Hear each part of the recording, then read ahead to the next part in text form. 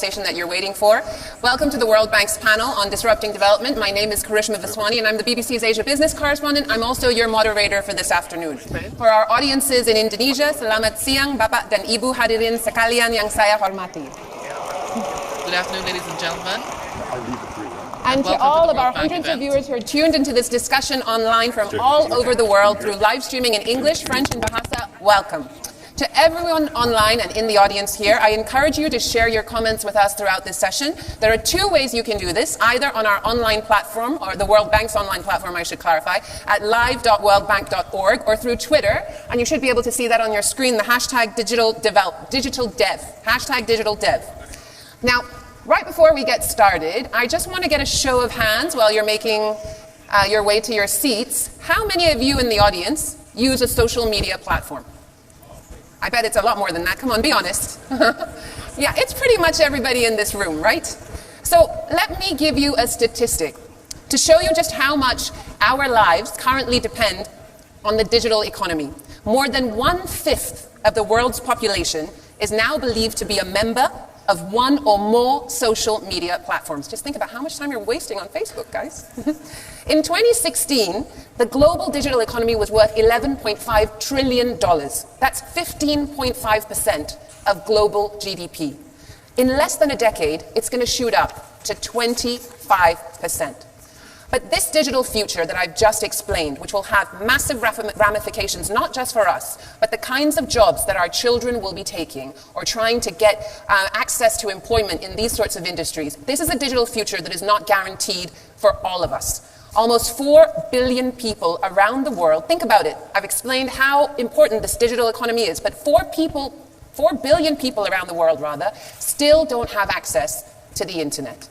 So how do we use these digital platforms to empower some of the most disadvantaged in society, but at the same time addressing the rights and the rights of privacy and security of the people who use these platforms? We'll have 2 parts to this event to discuss this issue. The first will be a high-level conversation between the World Bank's president and Alibaba's Jack Ma. The second will be a panel discussion with some of the brightest minds on this topic from around the world.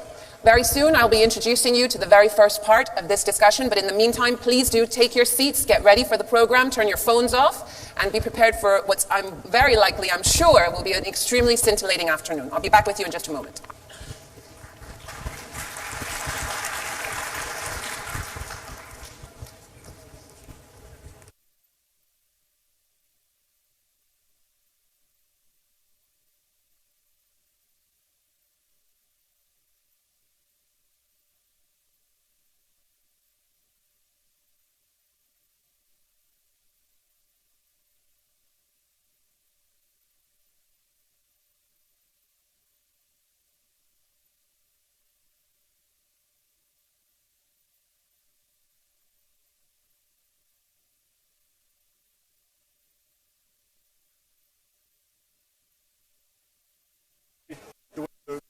Get the best evidence from that.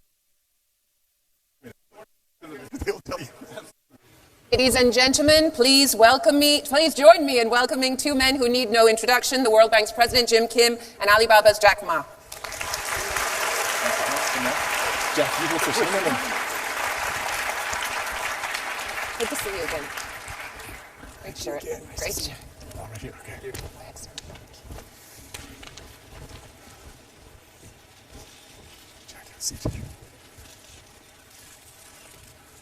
Jack, I think they're not here for me. Well, thanks. We all come here for you. No. Thanks for coming. And thank you, everybody, for coming to what I think is going to be an extremely important discussion for so many reasons. But here's why I keep referring to Jack. We met 6 years ago. It was the first few months of taking over. And Alibaba was big, but it wasn't huge like it is right now. You were not a household word throughout the world. But then I began to ask my own team, if the Alibaba model is the path forward in development, are we building the right things in developing countries? And you've heard me say this. 25, 30 years ago, we had a debate in the World Bank about whether we should invest in telephone poles in India. And luckily, we didn't invest in telephone poles in India. But the question we keep asking is, are we doing the equivalent of investing in telephone poles in India? Do we have things in our portfolio that are just not going to be helpful for the future? So I've seen the tremendous work that you've done in what I would call democratizing access to capital, markets, marketing, procurement, even accounting. Last time I visited Hangzhou, you told me that your Alibaba clients can do their accounting online. So what do you think, Jack? You've now visited 7 countries in Africa. Can the Alibaba model of providing immediate access to cash to markets, can that work in places like Africa, other countries in South Asia? Because we're worried. We don't know that the traditional path of agriculture, light manufacturing, heavy industry, we don't know that path is open anymore. Yeah, thank you. I think absolutely, internet is designed for developing countries. 19 years ago, when I started Alibaba, I think what we've said, we should focus on helping small companies, when the USA e-commerce focused on big companies. And the USA internet e-commerce company, they focus on cut the cost for the big companies. What we believe is that we should help small business to make money on the internet. Because don't teach customer how to cut the cost. They know better than you do. But helping small business to make the money, that is the key.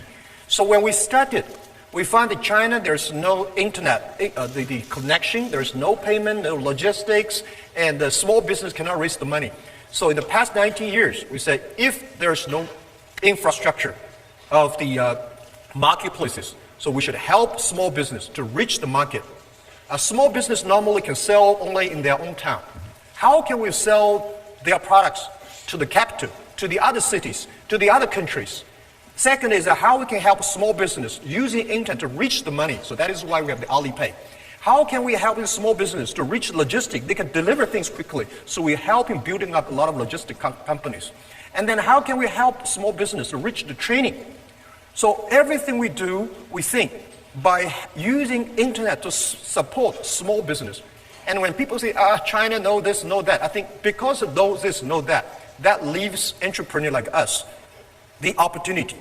So if there's no logistic, we build a logistic. If there's no financing system, let's build a financing system. But don't think you will succeed next year. You have to prepare for 10 years. Today, Alibaba to this size, not because we built it last year. 19 years. We never forget that we serve for small business. We serve for the growth, women. We serve for helping them reach market. This is how. And we believe, one of the things, Jim was saying, the day when I started our business, 18 founders, me, and I talked to my 17 colleagues in my apartment. I say, guys, we don't have money, we don't have technology, we don't have any resources, any relationship. If Jack Ma and us, we can succeed, 70% of the people in the world, they can be successful. We have to prove that by working hard, believe in the future, believe in the vision, and day after day to improve ourselves, this thing works. So this is what I think in Africa, developing countries, that's the opportunity is. Believe the future, work day and night. That's what I think. Jack, you told me, thank you. You told me that there were some critical things that did exist. So for example, there were roads, there was a grid, there was the beginning of internet access. Then you built other things. I mean, I remember you told me the story that you helped farmers who otherwise would have left and gone to the cities, you helped them create transport companies. But sometimes they only transported the things for one part of the way and then they handed it off in another. So you created all these companies. But what were the critical things that were already in place that we should be thinking about now to build in, say, the poorest countries in Africa? What is it absolutely that you need for a platform-based economic growth to happen? Yeah, I think there are about 3 things that I've been quite focusing on. Right. The government first try to convince the government. The most important, I go to so many countries, right? Especially I'm keen on developing countries because Europe, they don't like me, and American, they don't like us. Right. Europe, they love people talk about regulations. Yeah. They love to discuss about the worries. This thing, what are you going to do? And in America, of course, they have their system. But developing countries, they love to change. They have to change. And if what we made in China happen, I think today, I visited Africa, and people say, we don't have this, we don't have that, we cannot do this, not like China. I said, this is exactly what I heard in the past 19 years in China. Nobody believed that we would work it. So we say, if we never think we will be successful in 10 years, we think 10 years later, there will be company succeed. If we give up, we have no chance. If we don't give up, we have chance. So every country I go, I try to convince the government. Very important, internet infrastructure. 30 years ago, if there is no electricity, this country is hopeless, this area is hopeless. Now, if there's no internet connection, this country will be hopeless because you have blocked your people reaching the information. The young people have no chance to compete. So internet connection is more important. But don't worry about the internet connection speed. 24 years ago, when I started internet business in China, it took me 3.5 hours to download a half picture. Today, most of the countries have mobile phones. When I started internet, it's only on PC. There's no mobile phones. So today, most of the farmers, even in the developing countries, have the mobile phone. And mobile phone is much more powerful than 20 years ago. So internet is very important. Second, let's try to encourage the entrepreneurships. It's not the government make business happen. It's the entrepreneurs that make the business happen. It's the entrepreneurs that they have the ideas and dreams. So helping them, empower them. These are the two. Of course, the third is education. But why I said internet is inclusive is for developing countries. I don't know if you know that. It takes 60 years. When electricity was invented, 60 years later, electricity happened in Kenya, Africa. It takes much longer time for the first technology revolution to go to the underdeveloped countries. Today, every 2 or 3 years, mobile phone, internet cover almost everywhere. Normally, all the credit card is designed for rich people. All the good things designed for rich people, powerful company. Today, internet is so cheap, poor people can use it. Mobile phone payment. In China, more than 800 million people using mobile phone. Close to 300 million people in India using mobile phone. So this technology revolution is giving to the developing countries. If you believe it, you should work on it. So Jack, we're going to take you very much at your word. So one of the things that we've tried to do is, if you wait till we build a grid like in China, it could take a long time. So we're focusing on renewable energy with much cheaper, better battery power. Yes. We just announced we're going to put $1 billion for battery technology, which could change everything. You didn't mention roads, though. The road network was important. I mean, in order to do the deliveries, you had to have roads, right? Yep. Would that be on your list? Yeah, of course. Yep. Road, but this is something that I think there are hardware infrastructure and software infrastructure. Hardware infrastructure, road definitely is. Internet infrastructure, mobile phone, and always in transporting. But I'm focusing on software infrastructure, education, entrepreneurship, and e-government. Why I want to say e-government? Because if the government is not electronic, government will never be smart enough. And if the government is E, then government will be transparent, no corruption, open, connect to everybody.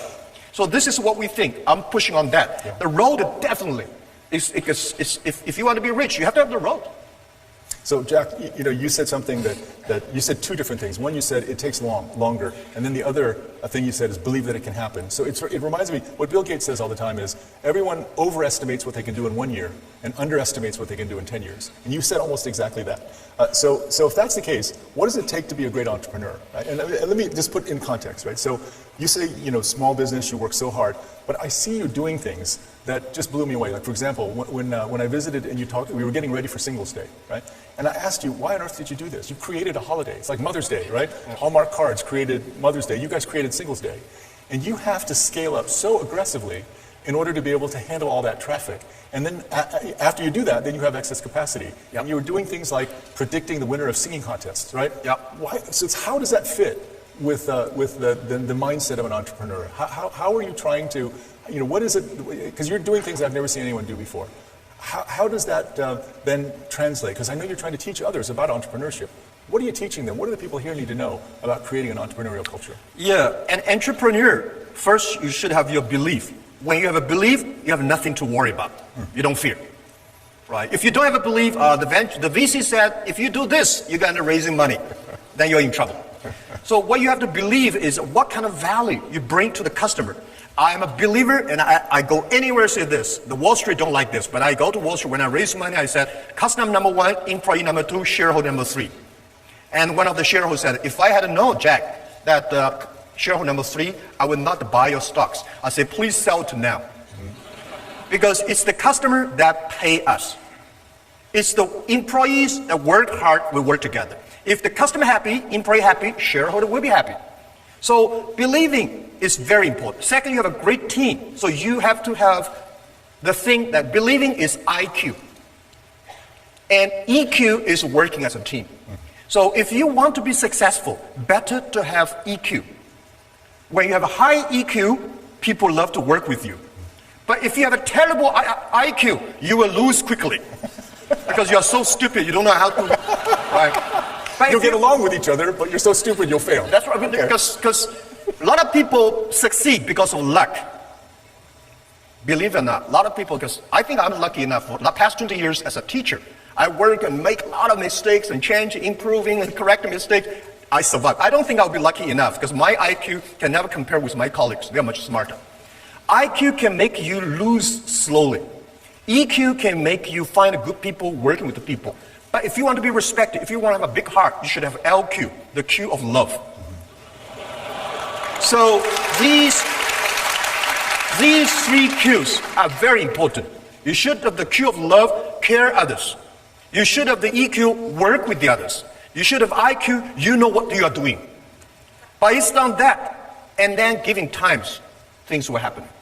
So, Jack, earlier today you told me that, the greatest soldiers are fearful. Entrepreneurs have no fear. What did you mean by that? Well, entrepreneurs, we never fear. Generals, soldiers fear because there's a war they kill. Business is not about killing. Competition it's a fun part of the business. We say, entrepreneurs, we don't cry, we make our competitors cry. Right? It's wisdom. It's not about killing. If you try to killing all the competitors, you're a professional killer. You are not an entrepreneur.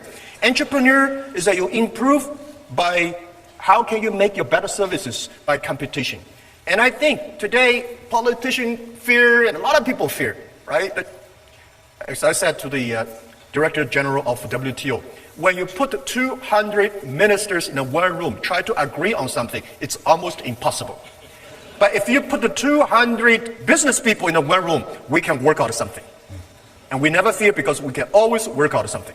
So how did you develop this fearlessness, Jack? I mean, when I first met you, you told me the story that when Kentucky Fried Chicken came to China, you really wanted to work there. And there were 24 applicants and 23 jobs, and you didn't get a job at Kentucky Fried Chicken. You applied to Harvard 10 times and were rejected each time applying to Harvard. How did those experiences teach you about being an entrepreneur? Well, are they true stories, by the way? Yeah, this is a true story. I applied a lot of jobs, all failed, and I tell myself, maybe I should do myself. As an entrepreneur, business people, you have to get used to be rejected. Why people should help you? People help you, that is very unusual. Right? Why people should help you? People don't help you, that is very usual. So as an entrepreneur, you have to get used to, well, you're rejected. As a salespeople, you go out to sell something. You should tell yourself, today I go out to visit 10 customers, they will all say no, which is usual, so you came back with happy. If you sold one of them, you're extremely happy, you're better than you think. So this is optimistic. And when I started my business, people don't want to join my company because they say, internet, I've never heard about a company called internet. There is a company doing internet. There's no even a word in a dictionary called internet. And the name Alibaba is so strange.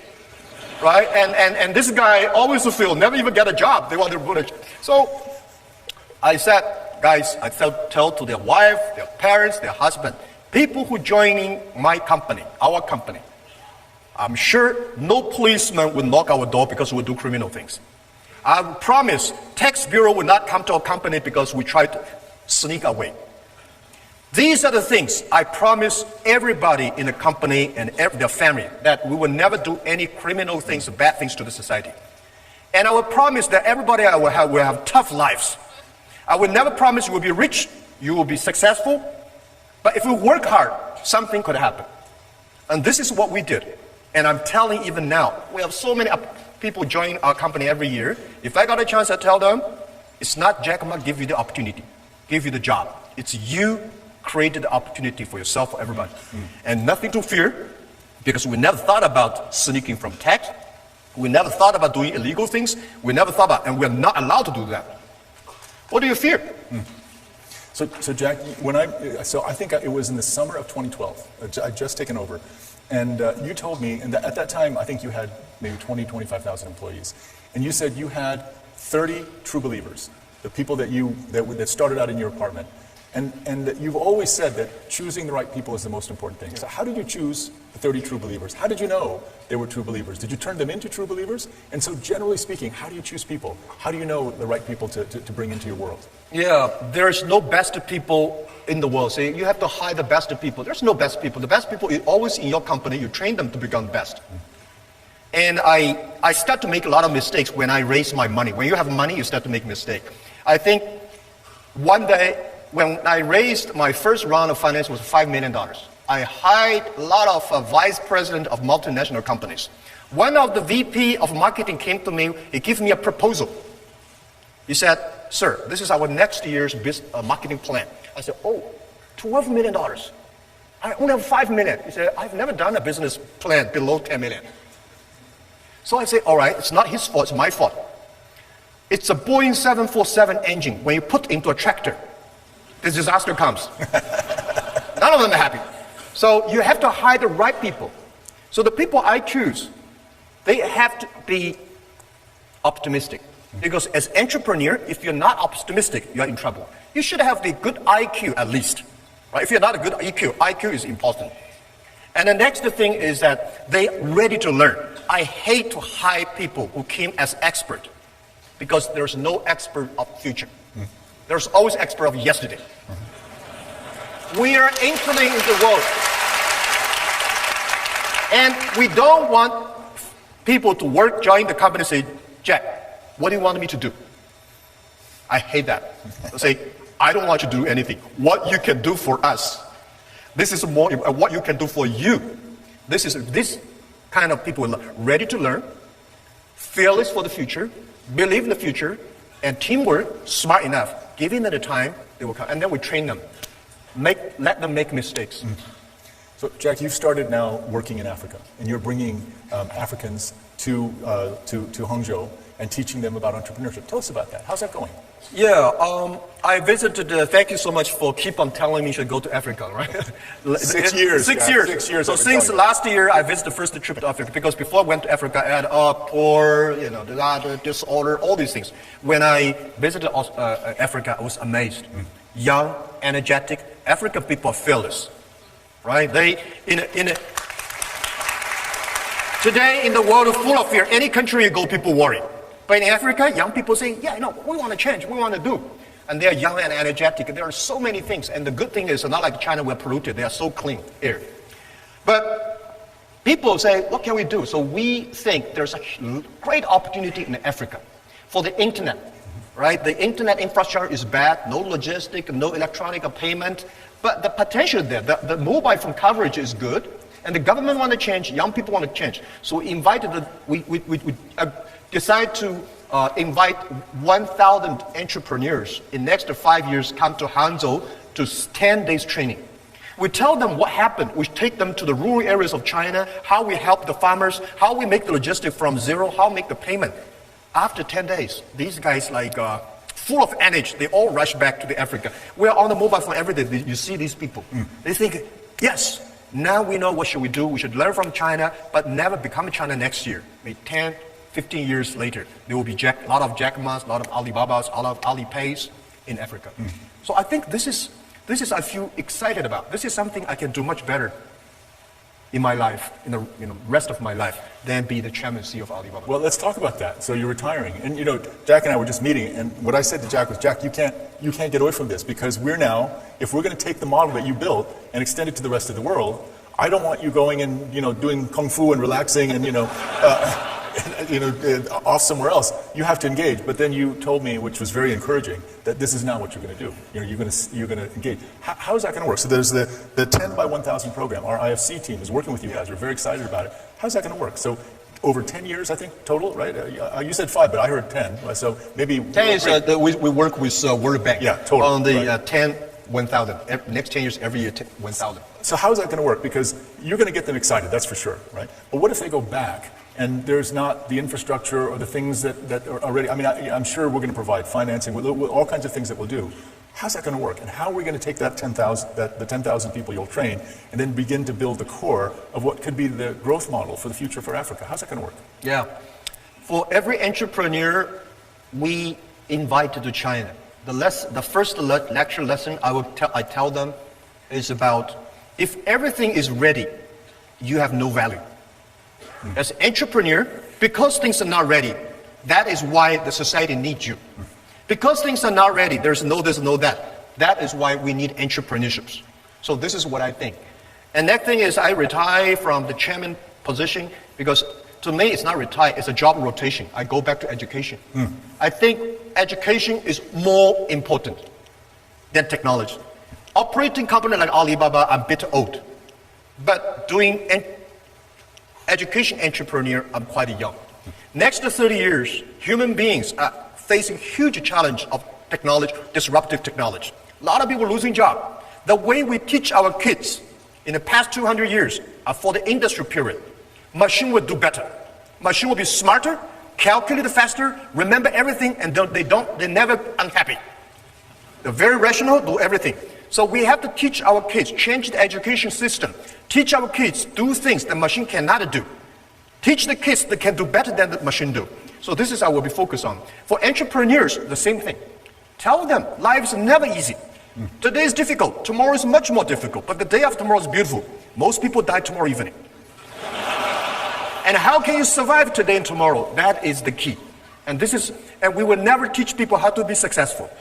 Harvard, Yale teach people how to be successful. We want to share people what kind of mistakes we make. It's the mistakes, lessons we learn, we make progress. When people learn too much successful stories, they think they can successful easily. No, that's a wrong way. Teach people how to face the challenges. We teach people a lot of mistakes, failure, not because they will avoid it, because when the mistake, failure comes, how can they face it? How can they challenge this, crack this? This is how we think. So I think this is entrepreneur, that is education. So they're holding up signs telling me we have to stop. But Jack, IQ, EQ, LQ, we learned that today.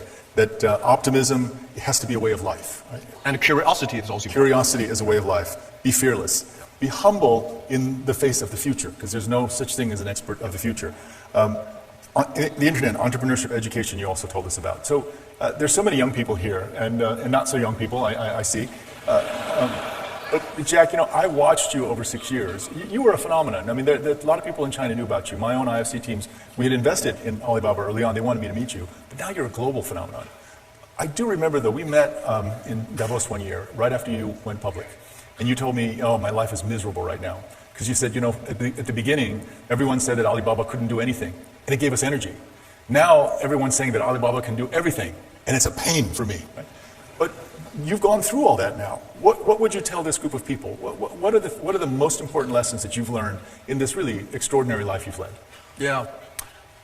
Well, I think young people are the hope. So for me, if I want to keep my hope, I spend time on the young people. And every young people, I try to tell them life is not easy.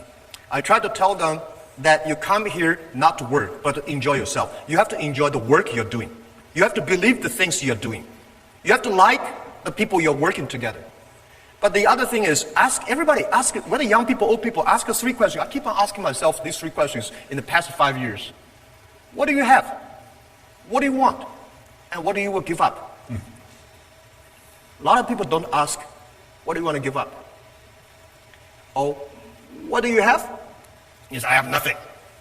And what do you want? You have a lot of things. And what will you give up? Always think about these questions. And then you will be fearless, you will be optimistic, you will know what you want. And this is when you're going on that, you will never sort of get lost. Wow. Thank you, Jack. That's amazing.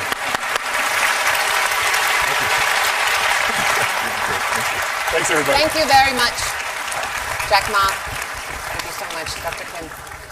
What an inspiring discussion. I'm sure you'll agree with me so much that we've learned from the conversation between Dr. Kim and Jack Ma. Now I would like to move on to the next part of the program where we look more closely at this issue, both the challenges as well as the opportunities. We have a packed panel ahead for you today, so I would like to call up to the stage Minister Heng Swee Keat, the Finance Minister of Singapore, the Secretary of State for International Development and Minister for Women and Equalities of the United Kingdom, Penny Mordaunt, Mats Granrud, Director General of the GSMA, Nandan Nilekani, co-founder and non-executive chairman of Infosys, and Nicolas Miahi, co-founder and president of the Future Society. Please do make your way to the stage, ladies and gentlemen panelists.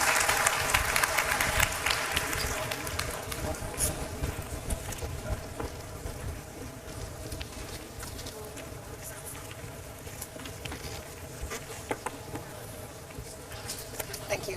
Everybody found your mics? Yeah, got your mics? Okay, while everybody's getting settled, that was a really hard act to follow, I know, guys, but I'm sure we'll have lots of interesting pointers for you today. Although I've certainly taken away from that discussion between Dr. Kim and Jack Ma that I need to improve not just IQ, EQ, but LQ, something that we can all do with a little bit more of. I'd like to start the discussion this afternoon, once everyone is settled. Yeah, why don't we get underway? Secretary Mordaunt, lovely to have you on the panel. In the work that you do, you probably get to see more than most what works and what doesn't work in terms of technology in the world of development.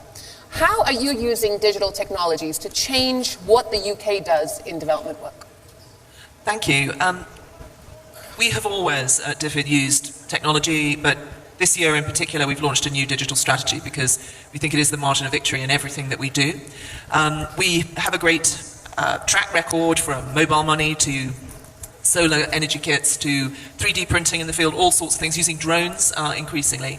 But we've really brought in initiatives that step this up. So tech call-outs, part of the grand challenge on hope in conflict. So this is finding new ways to protect people in conflict situations. Excellent. So how do we protect people who are under siege? How do we get food and water to them? It's very difficult to do airdrops and things like that. I'm fed up of going to the House of Commons and saying why we can't protect people or get medicine or get the power back on. So really looking at how technology can help us with those things. And we've also really tried to embed this in how the whole of our government works. So we've set up a humanitarian innovation hub which brings together the best minds in technology and defense and civil contingencies to really develop these things. So it's absolutely central to what we do. We do it in every area that we work in, and we do work in every area. But I think in particular this year on the humanitarian side, because increasingly we have very vulnerable people in conflict situations, and we need the smartest minds applied to giving us some new things in our toolbox to protect those people. Absolutely. You know, one of the things that Jack Ma was saying earlier is that if governments use digital technologies, they become more transparent, and then you have less corruption. And certainly, Minister, that's the model that Singapore has taken in terms of pushing ahead with digital technologies. I know you've been a big champion of that, and Singapore's been quite successful. But what were the challenges that you faced in the early days when you did try and initiate digital platforms for the government, in particular in the finance sector? Well, I think we have been fortunate in that we have started this a long time ago, and it helps that Singapore is a very small place, so it's not too difficult to get some of these things going. But at the same time, I think the big challenge is always to get consensus for making some of these changes and to have strong political commitment to this. We're very fortunate that our Prime Minister, the current Prime Minister, he actually had a diploma in computer science. He finished his degree in 2 years instead of 3, so he spent an extra year doing computer science. And he was one of the great advocates of this. And we started the National Computer Board some time ago, and he has been building up. The key really at the end of it is first and foremost building human capital. Because you need a group of people who can do the difficult programming. We need to be very open to working with people from around the world. And at the same time, to make sure that the benefits of what we do is clear to people. So for instance, our tax department have been doing this computerization for a long time. And in fact, it's evolved over many years. So one of the latest things which they have done is that we submit the total remuneration of public sector employees. There is a form which the department had to generate, and this form is sent electronically to our tax department. And the tax department, having had your previous record of how many children you have, how much you are allowed to claim, how much you donate to charity, and so on and so forth, would then compute the amount of taxes you have to pay, right. And that is sent to us automatically. And all we have to do is to just pay, but if you dispute the amount, you could go to the tax department and get that. So I think that helps when people feel that there is a benefit, and if that keeps our cost of government low, and that provides very strong public support for what we do. Right. But Nanda, in India, this transition is just starting in a way, right? With the Aadhaar program, getting digital identification. I don't know how many people out there actually know what the Aadhaar program is and how much it's transformed lives in India, despite some recent challenges. So maybe you could start by telling the audience what Aadhaar is. Yeah, so Aadhaar is really a program to give every Indian resident a digital ID. It was something the government had been planning for many years, and I joined the Indian government in 2009 after I retired from Infosys and led this project. And it has now reached almost everyone in the population. 1.2 billion people have the ID. It's impressive. And it's a digital ID for all residents. It's also linked to the banking system and enables you to link a bank account to the ID, and then you can get electronic transfers done. So India runs the world's largest cash transfer system where government sends money electronically into people's accounts. It's also an online ID which you can use for authentication. The system does about 1.2 billion authentications a month. And it's also the basis for opening a bank account or getting a mobile connection. Right. That is about 3.4 billion transactions. So fundamentally, we went from an era 10 years back where many people didn't have an ID to where they have a modern digital ID which can be verified online. So can you take this model and apply it to healthcare and education and other countries? Yeah, I think so. First of all, you need some kind of a digital ID for any kind of online activity. So, for example, the Indian government has rolled out a major health insurance scheme, Ayushman Bharat, some time back, and that program requires ID which will ultimately be linked back to the Aadhaar ID. And the World Bank has taken a big initiative, ID4D, and discussions are happening in 20 countries across the world because the need for digital ID has become absolutely super critical. And even the UN SDGs says legal identity for all is one of the goals. So I think having an ID has now become very, very important around the world, and there's tremendous interest in propagating this approach. In replicating this approach. Matt, I'd like to bring you in.